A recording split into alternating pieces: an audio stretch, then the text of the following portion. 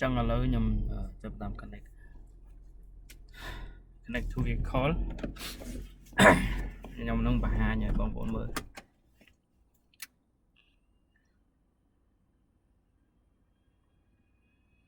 này riêng đào dư tích của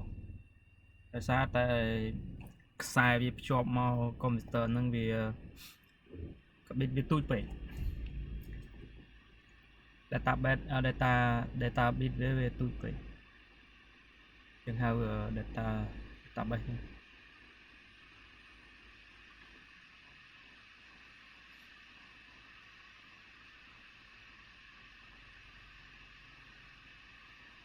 chẳng dừng sẽ lấy vô option mà giờ mà cho nên miền smart key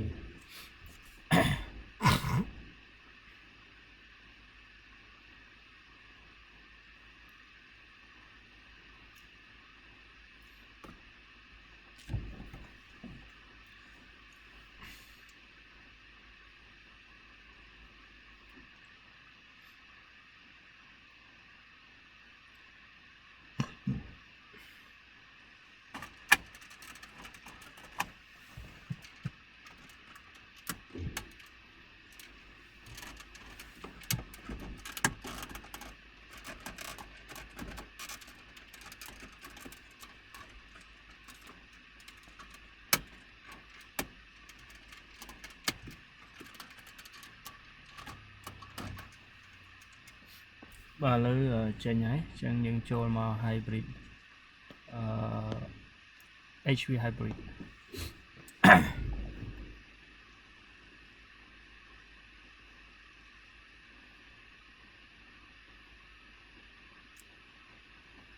pertama yang trôi từ data list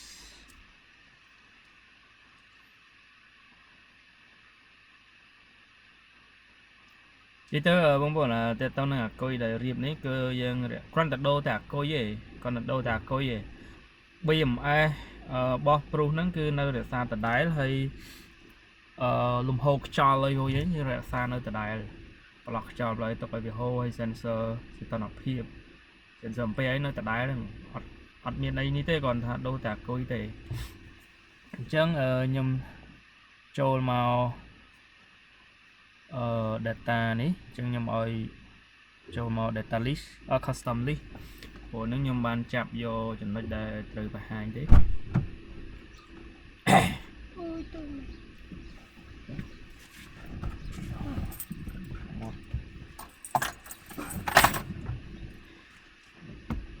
cho mà vốn khơi nhé này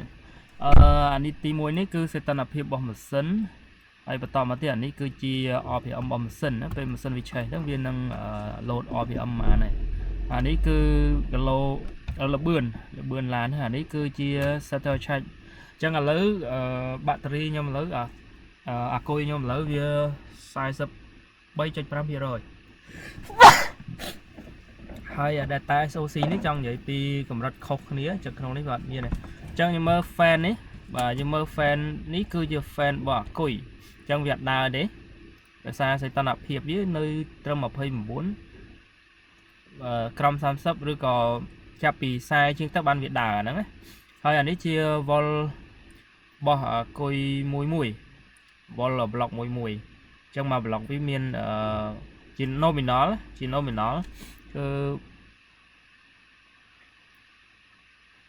đọc buôn trên bầm bay vol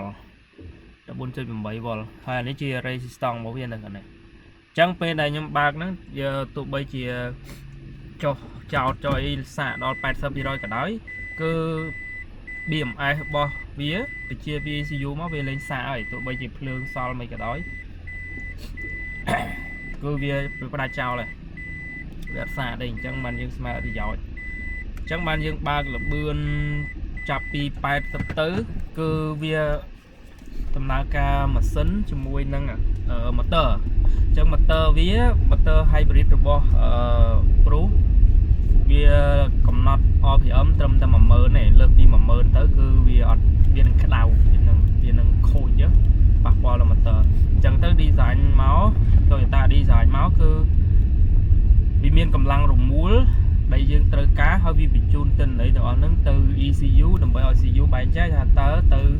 mà sinh và man RPM từ motor mà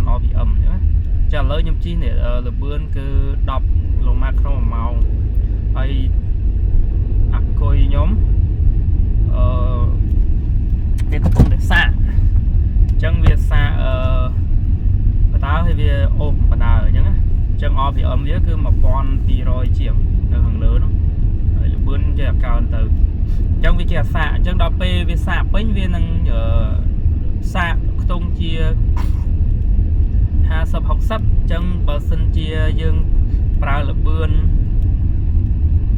ក្រោម60ឬក៏ត្រឹម60អីវានឹងលៃលោកទៅតាមនឹងទៅវាចែកឲ្យម៉ាស៊ីនខ្លះវាចែកឲ្យម៉ូទ័រខ្លះដើម្បីឲ្យអាគុយហ្នឹងវាចាយភ្លើងអញ្ចឹងណាប៉ុន្តែនៅក្នុងនេះខ្ញុំបានដាក់ប៊ូតុង EV ដែរប៉ុន្តែ EV ហ្នឹងដើរបានត្រឹមតែលបឿនក្រោម53ចុះក្រោមឯងតែយើងជន់លើសពីហ្នឹងទៅវានឹងអូតូម៉ាទិកផ្ដាច់ចូលម៉ាស៊ីនចូល hybrid វិញ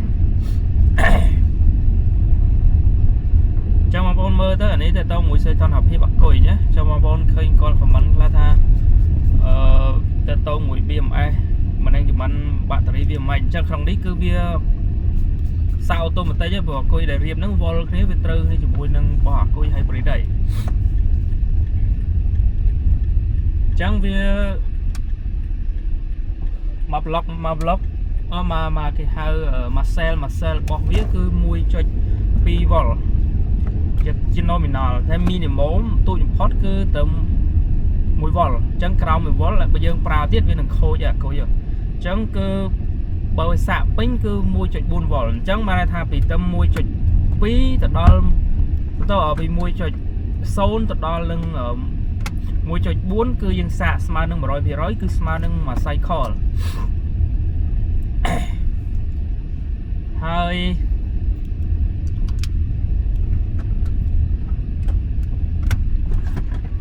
គេឆ្លោះ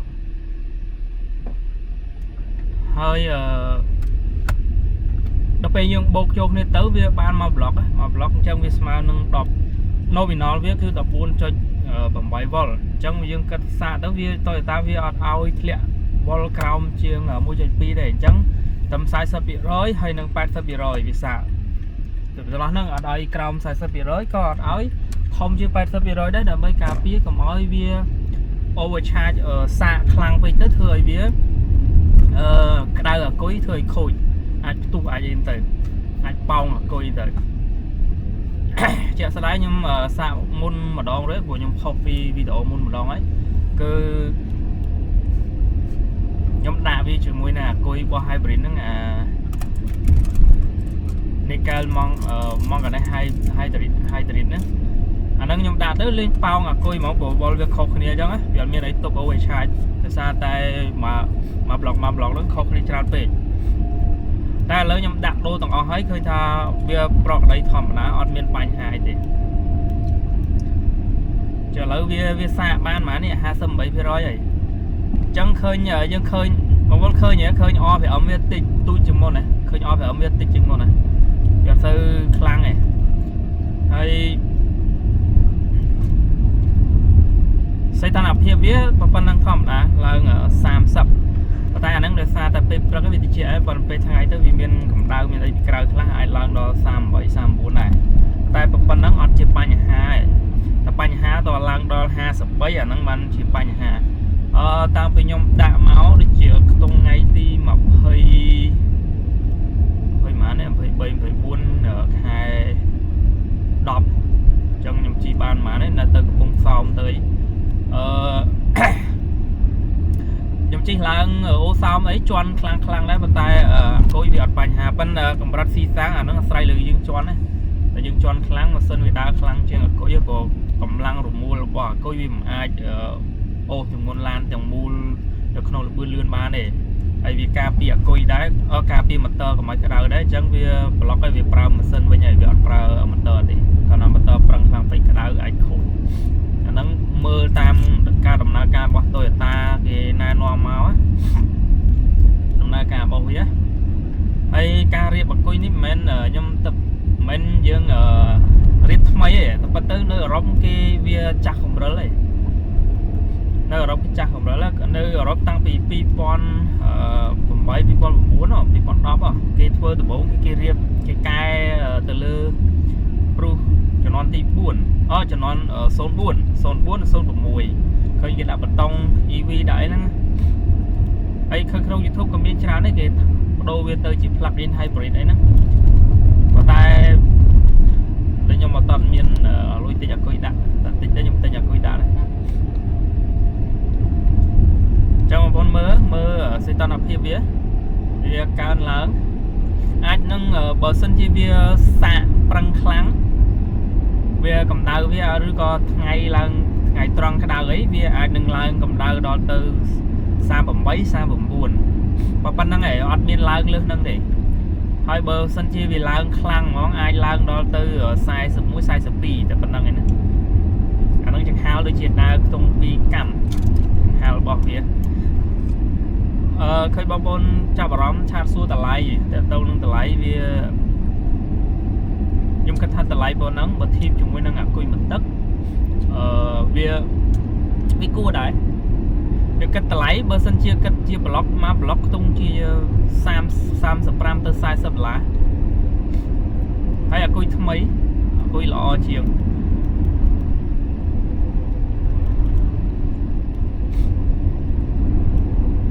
ចាឥឡូវនេះខ្ញុំសាកបាន67ហើយអញ្ចឹងខ្ញុំនឹងផ្ដាច់ម៉ាស៊ីនឲ្យវារត់តែនេះទេរត់តែម៉ូទ័រទេអញ្ចឹងយើងជិះក្នុងល្បឿន30ជាងនិយាយទៅក្នុងល្បឿនក្រោម50ត្រឹម50ចុះក្រោមហ្នឹងយើងប្រើម៉ូទ័របានណាបើសិនជាអាគុយយើងភាគរយវាខ្ពស់បើសិនជាភាគរយអាគុយខ្ពស់ចន្លោះពី40ទៅ80ហ្នឹងយើងអាចប្រើម៉ូទ័របានហើយចាំមកឥឡូវខ្ញុំចុចប៊ូតុងនឹងហើយវានឹងផ្ដាច់ម៉ាស៊ីនវានឹងបលូតម៉ាស៊ីនចោលចឹងឃើញវាធ្លាក់ដល់0ណាចឹងម៉ាស៊ីនហ្នឹង RPM របស់ម៉ាស៊ីនហ្នឹងវាធ្លាក់ដល់0ចឹងខ្ញុំនឹងជន់ល្បឿនវាឲ្យដល់50បាទជន់ឲ្យល្បឿនឡើងដល់50ចឹងប៉ុណ្្នឹងហើយបងប្អូនជន់បានទៅ52 53ហ្នឹងតាឡើងលឿនហ្នឹងវានឹងផ្ដាច់ជួម៉ាស៊ីនហើយចឹងអាហ្នឹងវាអាចជួយសន្សំចាយបានដែរហើយបើសិនជាចម្ងាយជិះអាចខ្ទង់បាន3-4 គីឡូបើសិនជាផ្លូវស្មើផ្លូវរៀបបើសិនជានៅក្រុងយើងងាកឈប់សពទៅអីអាចយើងប្រើម៉ាស៊ីនជាប្រអីវាអស់ហើយមួយទៀតឃើញបងប្រុសគាត់ខមមិនថាបើសិនជាយើងដាក់ហ្នឹងទៅបើសិនជាយើងមានប្រព័ន្ធគ្រប់គ្រងឲ្យត្រឹមត្រូវវាមានសុវត្ថិភាពកន្លែងហ្នឹងខ្ញុំឯកភាពបងព្រោះមុននឹងខ្ញុំសិក្សាយកមកកែហ្នឹងខ្ញុំបានគិតពីចរិតលក្ខណៈអាគុយតែអាគុយហ្នឹងវាសាកភ្លើងខ្លាំងបានអត់សាកអំពែធំបានអត់អញ្ចឹងនៅក្នុងសម្រាប់អាគុយនេះកម្រិតគេហៅ C rate វាអត្រាសាករបស់វាអាចវាដូចជាមួយ 1C ណាអាគុយល្អអាគុយខ្លាំងអាគុយល្អថ្លៃហ្មងប្រើសម្រាប់យានអវកាសហើយអាហ្នឹងបានរហូតដល់40C អីអញ្ចឹងគាត់តែសាកតែមួយផ្លេតពេញហ្មងតែអាហ្នឹងថ្លៃអញ្ចឹងខ្ញុំបានសិក្សាពីអាហ្នឹងរួចបាទខ្ញុំសម្រេចចិត្តថាខ្ញុំដាក់ហើយតែតមួយនឹងប្រព័ន្ធគ្រប់គ្រង BMS របស់វាហ្នឹងគឺបោះ Toyota ហ្នឹងឯងខ្ញុំបានទិញ BMS មកក្រៅមកដាក់ថែមទេព្រោះគឺប្រើបោះ Toyota ហ្នឹងឯង BMS របស់វាហ្នឹងឯងវា balance វាអីគឺធម្មតាដោយបងប្អូនមើលក្នុងតារាងឆាតហ្នឹងគេវាមានទាបមានខ្ពស់ហើយវា balance គ្នាអានេះយើងមើលមិនសូវដឹងទេប៉ុន្តែមានអា app មួយទៀតនោះវាដាក់ឲ្យយើងមើលស្រួលមើលជាងអានេះហើយអូមកវាអីក៏អត់មានបញ្ហាដែរអញ្ចឹងខ្ញុំគិតថាបើតើតងមួយតម្លៃប៉ុណ្ណឹងវាសមរម្យហើយបងប្អូនអាគុយថ្មីហើយខ្ញុំអាចហ៊ានធានាដល់3ខែទៅលើអាគុយការប្រើប្រាស់បញ្ហាអាគុយហើមអាគុយប៉ោងឬក៏វាលោតឆែកអីតើតងមួយអាគុយគឺខ្ញុំធានា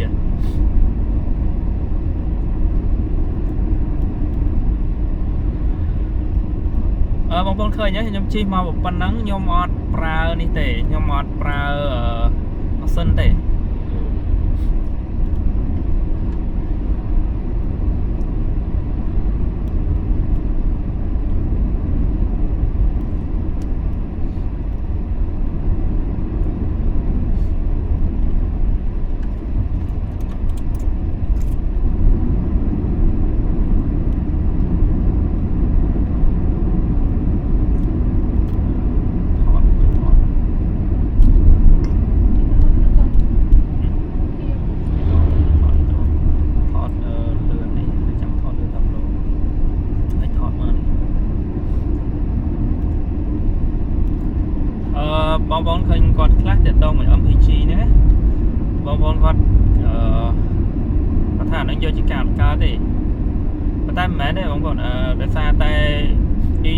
บ่ព្រោះវាអ្នកគិតថាតើកម្លាំងរមួលដែលត្រូវអូសឡានហ្នឹងប្រហែលកម្លាំងរមួលហើយវាបំលែងកម្លាំងរមួលហ្នឹងទៅជា RPM អញ្ចឹងពេលដែលវាបំលែងទៅ RPM ហ្នឹងmotor វាមាន2វាមាន MPG1 MPG2 អញ្ចឹងវានឹងបែងចែកទៅ MPG2 ថាតើត្រូវបញ្ចេញសាំងប្រមាណណាវាមាន flow វាមានទៅយោទៅវាដឹងថាបាញ់ចេញទៅប្រមាណលីត្រអញ្ចឹងណាអញ្ចឹងវានឹងគិតរយៈពេលចន្លោះប្រមាណនាទីអញ្ចឹងវា record អញ្ចឹងអា record សរុបហ្នឹងវាបានមកពីណាអាហ្នឹងគឺវាបានមកពីអានេះអញ្ចឹងឥឡូវនេះដូចចេះហ្នឹងគឺកំពុងតែជន់នឹងវាអត់ប្រើម៉ាស៊ីនទេវាប្រើតែអាគុយសុទ្ធទេអញ្ចឹងវាប្រើតែអាគុយសុទ្ធអញ្ចឹងវាអត់មានទៅបាញ់សាំងទេអញ្ចឹងវាយកអាសាំងដែលយើងបានបាញ់សរុបហ្នឹងក្នុងរយៈពេលប៉ុន្មាននេះពី0ដល់5នាទីពីនិយាយទៅចន្លោះ5នាទី5នាទីក្នុងរយៈចម្ងាយក្នុងរយៈពេល30នាទីហ្នឹងវាយកចែកជាមួយនឹង50ចម្ងាយនេះអញ្ចឹងវាគិតវាយក MPG ដែលយើងប្រើក្នុងរយៈពេលហ្នឹងបូកចូលគ្នាហើយរមធ្យមហើយបន្តមកវាចែកជួយចម្ងាយបានចេញអា60ប្រហែលនេះ68នេះអញ្ចឹងបើយើង reset ឲ្យវា0អា MPG នេះអាវាសល់ទិន្នន័យពីមុនមកnóសល់ប៉ុណ្្នឹងណាតែបើយើង reset អស់ទៅវា0វានឹងរាប់សារថ្មីអញ្ចឹងណាអញ្ចឹងបងប្អូនឃើញម៉ាស៊ីនខ្ញុំអត់ដើរទេអានេះខ្ញុំដោយសារតែនៅចេះខ្ញុំបន្ថយលឿនតិចទៅខ្ញុំនឹងជិះដល់លើ highway ខ្ញុំជន់ឡើងលើហ្នឹងក្នុងជា50-60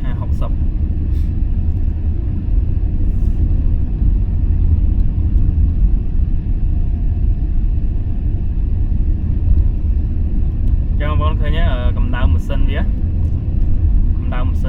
សំទោកម្ដៅអាគុយវាដល់ទៅមក33ព្រោះយើងប្រើអញ្ចឹងសាកទៅសាកមកចាប់អត់ទូរស័ព្ទបងឯង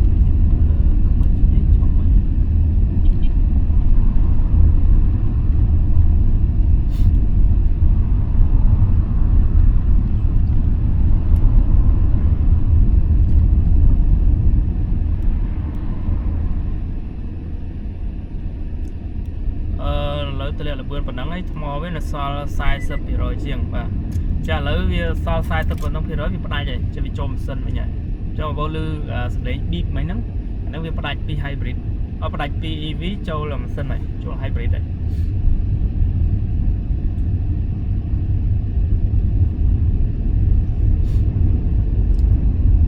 ចឹងវានឹងសាកធម្មតា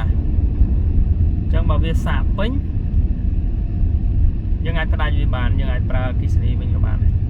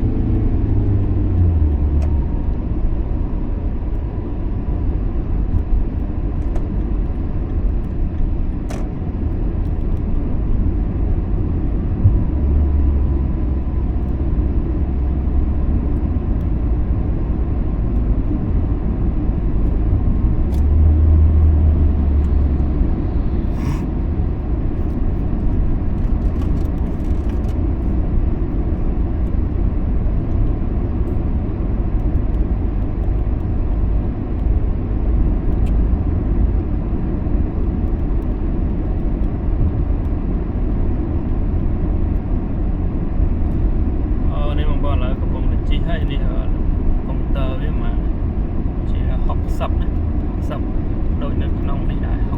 60ហើយនេះអានេះដោយសារយើងទឹកជិះ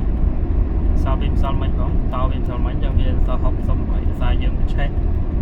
ពេលព្រឹកវ៉មអាប់ហ្នឹងមិនសិនវាឆេះបាញ់ប្រេងមកចឹងវាយើងអាចជិះចឹងវាថយហើយលើនេះកំពុងតែជិះហើយណានេះគឺវាសាកនិយាយទៅវាអូតូចឹងវាសាកអង្គុយមកល្មមពេញវានឹង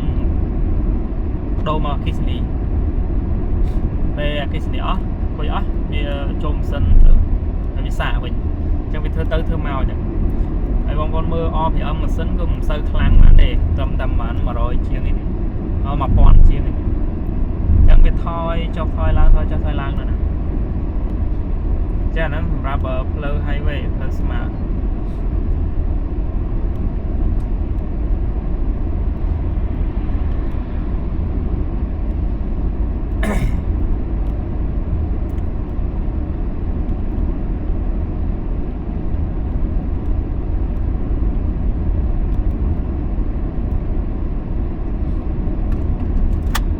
ហើយឥឡូវដោយសារយើងប្រើវាសាកចុះសាកឡើងអញ្ចឹងវាឡើងកម្ដៅត្រឹម34ហើយកង្ហាលវិញបងប្អូនឃើញ cooling fan អត់តន់ដើរទេអញ្ចឹងគាត់ថាកម្ដៅក្រោម40ហ្នឹងបានន័យថាវាចាត់ទុកថាជាសីតុណ្ហភាពធម្មតាដូចយើងរស់នៅធម្មតាដែរ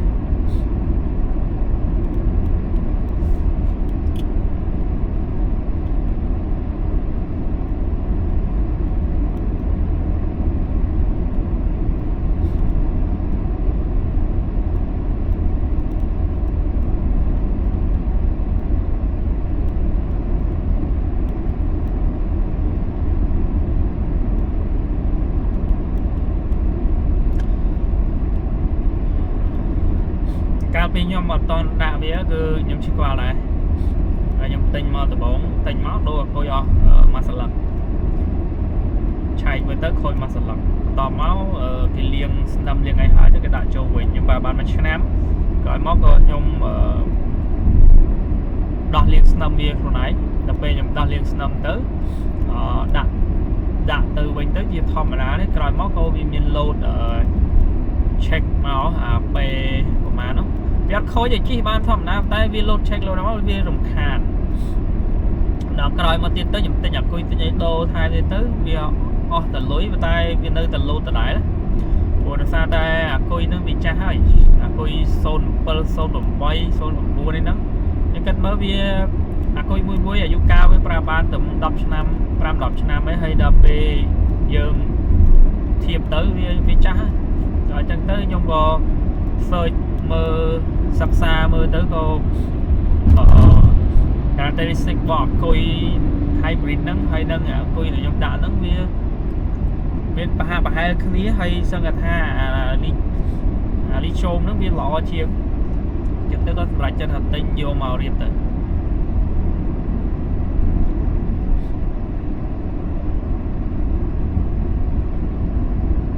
បងឃើញឥឡូវវាអូតូហ្មងអានេះខ្ញុំអត់ចុចទេណា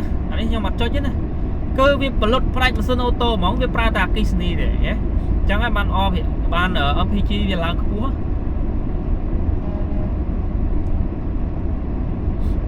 ហើយ RPM ម៉ាស៊ីនណាអត់ដើរទេម៉ាស៊ីនអត់ដើរទេម៉ាស៊ីនលូតបាត់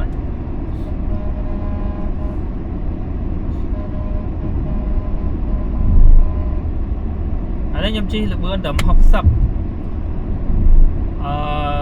ចាំមើលខ្ញុំឡើងដល់7ដល់8ម៉ាស៊ីនវាអត់ដាច់ម៉ាស៊ីនវាដើរធម្មតាដែរហើយម៉ូទ័រគឺអត់ដើរជំនួសម៉ាស៊ីនទេវាអត់ផ្ដាច់ធ្លាក់ទៅ0ដើរតែម៉ូទ័រទេអត់ទេក្នុងប៉ែទៅគឺវាដើរម៉ាស៊ីននឹងអាគុយដើរជាមួយគ្នាអាហ្នឹងតើអ្វីដែលខ្ញុំបានសិក្សាកន្លងមក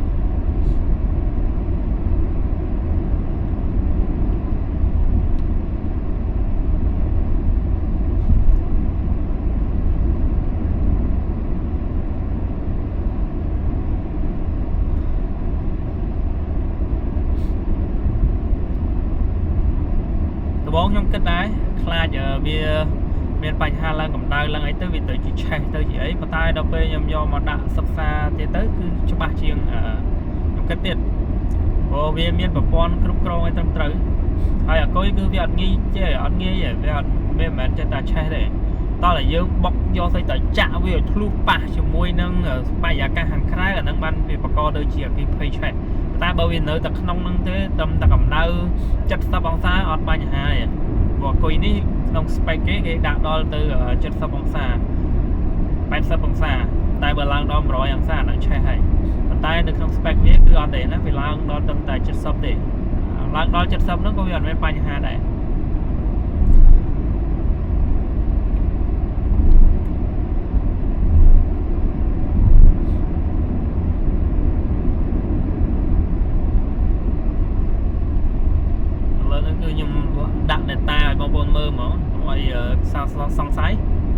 ចឹងយើងមើលហ្មងសតនភាពវាមើលវាឡើងខ្ពស់គាត់វាឡើងដល់ប្រហែលបើខ្ញុំប្រើរួចហើយខ្ញុំដឹងរួចហើយតើដែលវាឡើងខ្ពស់គាត់ត្រឹមតែ41 42អីទេដល់បើយើងជិះពេញមួយថ្ងៃបើយើងជិះតិចក្នុងក្រុងទេអាគុយហ្នឹងប្រើ20ឆ្នាំក៏មិនទៅណាដែរ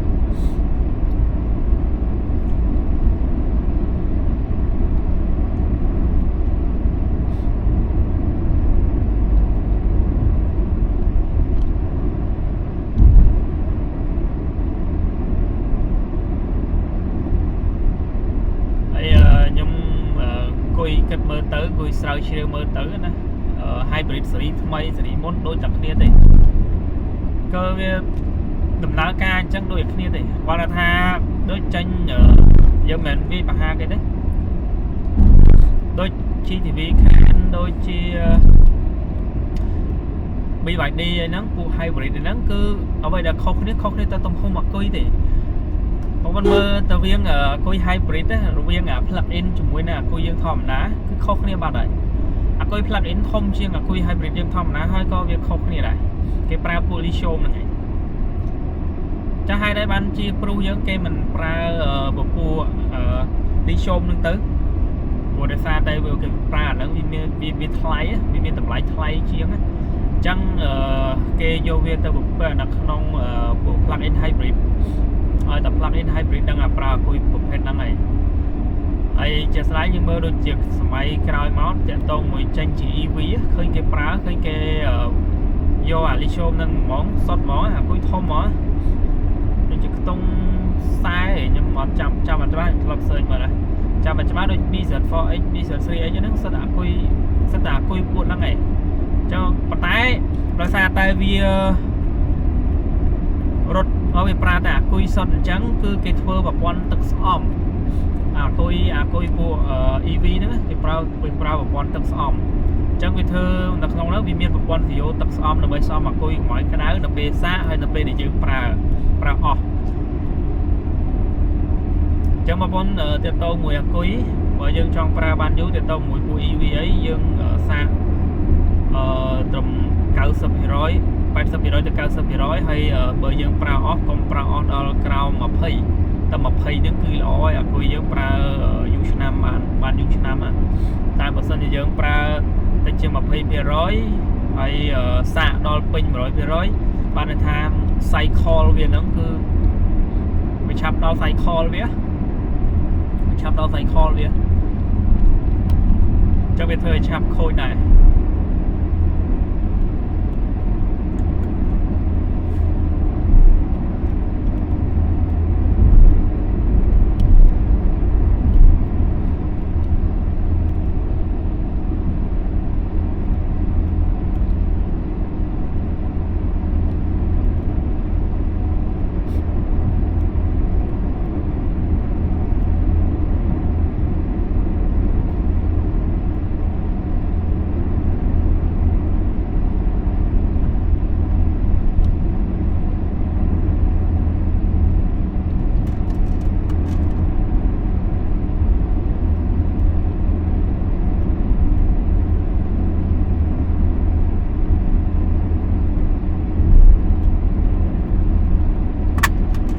លបឿនខ្ញុំជិះតាម70ហើយ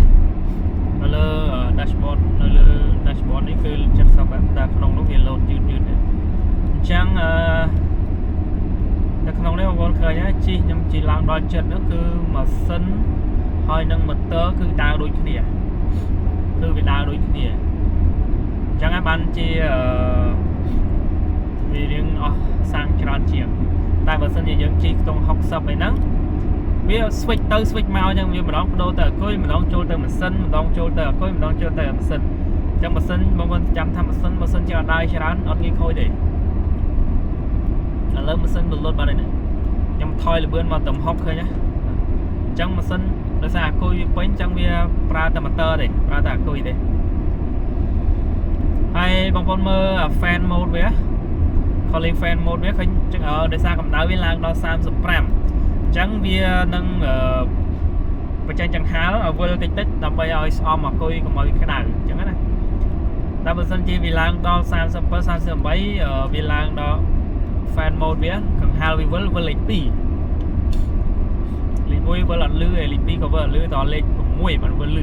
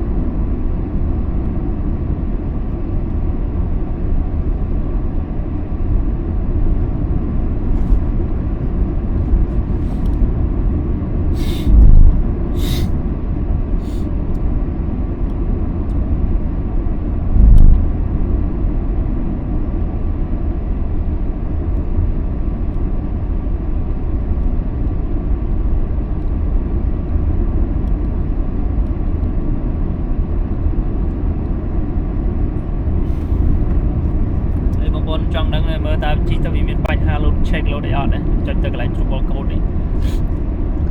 cái tông ở với hybrid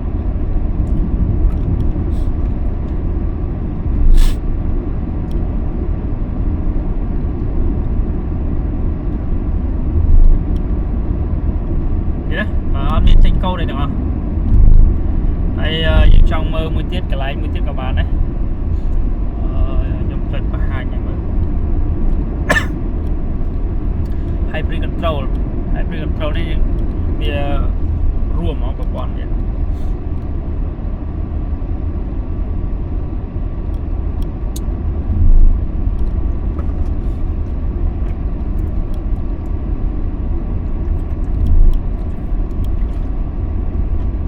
ឃើញបងប្អូនឃើញ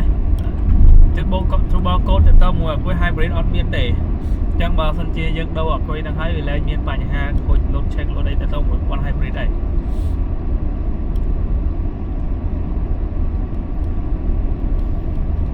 អញ្ចឹងខ្ញុំចូលទៅ hybrid វិញ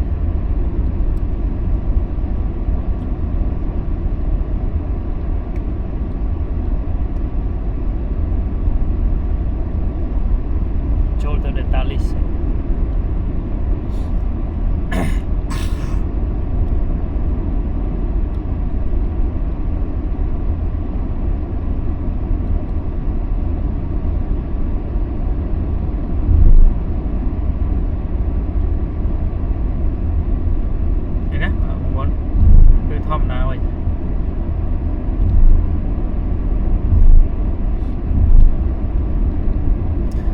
ពេលដែលកម្ដៅវាឡើងចេះកម្ដៅវាប៉ុណ្ណឹងអូមវារៀងឡើងបងឃើញអូមវារៀងឡើងហ្នឹងដល់ 0.19 ឥឡូវឡើង 0.26 27ប៉ុន្តែអត់បញ្ហាទេអត់បញ្ហាទេ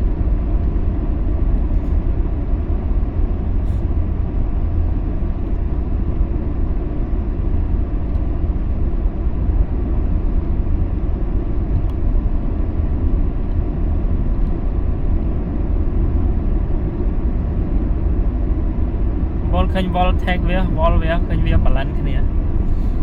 ឃើញវា balance គ្នា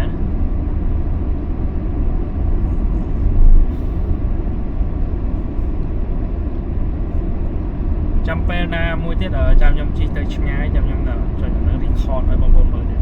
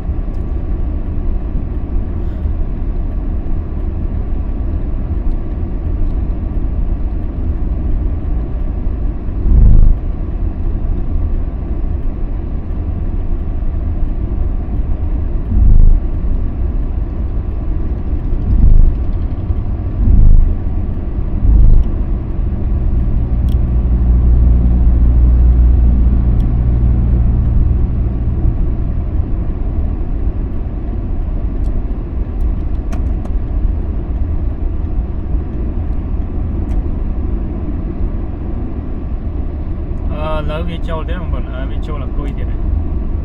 bây giờ mà sân off giờ mới đi nè off giờ mà sân á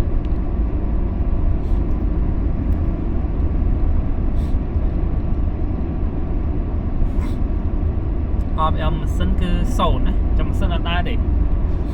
chẳng nhom sành pro tròn nè sành pro hai tròn nè ai mà con mới mà sân pro sân pro hai á à coi mà sân với du chiêng du ca với du chiêng mà sân sang sọt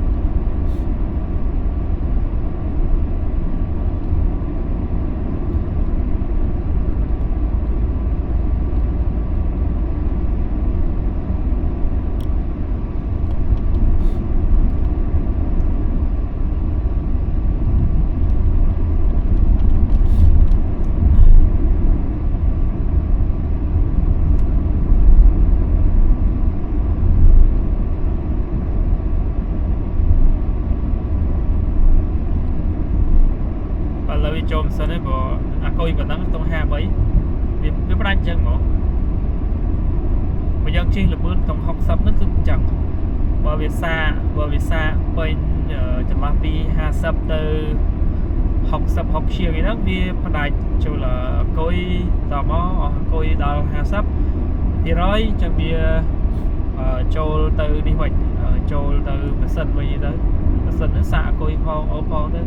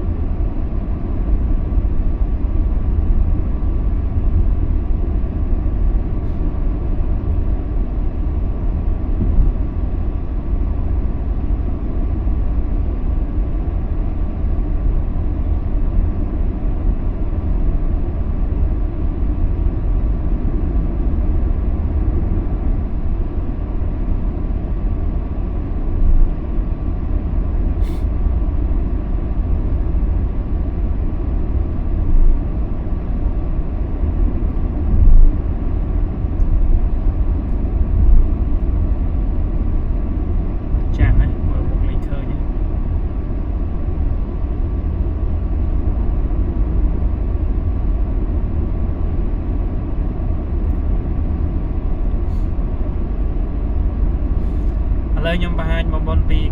ca bẩn lần bỏ prup biếm ai bỏ prup đó cứ việc bẩn lần là coi như vậy chẳng nhom chọc thò tam screening ấy nhom thò tam từ sập nó thò từ screen từ sập nó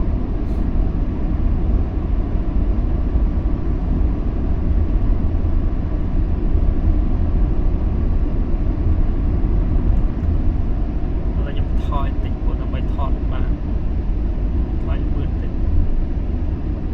shop មួយនឹង VD2 អត់អាច shop ខ្សែផង Bluetooth ផងបានចាឥឡូវខ្ញុំបន្ថយទៅវា37បើយើងអាចប្រើ control បាន